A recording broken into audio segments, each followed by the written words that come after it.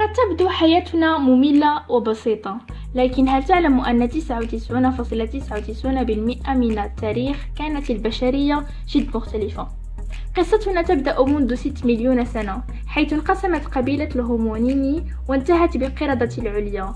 ومنذ 2.8 مليون سنة جنس الهومو أي الإنسان الأول نشأ، ونحن جئنا للوجود منذ 200 ألف سنة.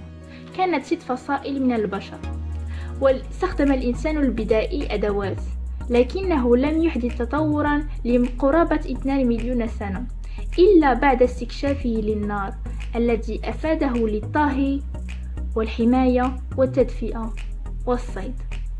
ومنذ 30 ألف سنة عاش الإنسان في فصائل بشرية، فهذا يبين لنا كما كان الإنسان يصارع الطبيعة لخدمة أغراضه الوجودية ويتفاعل معها في نفس الوقت، لا فقط من أجل البقاء لكن حتى من حيث الجمال، حيث يفسر بعض العلماء والاستمتاع بالأشياء الجميلة مقتبسة من الطبيعة. وكل هذه المعطيات تبين مدى صلتنا العميقة بالطبيعة.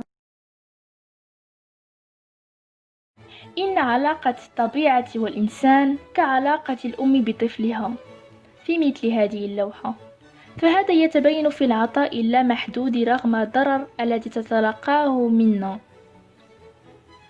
فطبيعتنا مجهزة من أجلنا، هي توفر العديد من النوافع لجميع الكائنات الحية، وبالنسبة لنا فهي توفر الهدوء والسكينة والطمأنينة النفسية، وكذلك تقلل من مستوى الإجهاد، وهذا قد يحسن علاقات الناس فيما بينهم ويوطدها.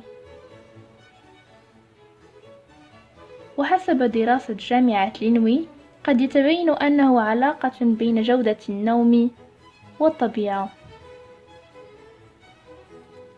وإضافة إلى أن 60% من كبار السن يهنؤون بنوم جيد عند تواجدهم في الطبيعة، فنعلم أن ليس هناك بديل لطبيعتنا، ورغم ذلك فهي تواجه أزمة بسببنا.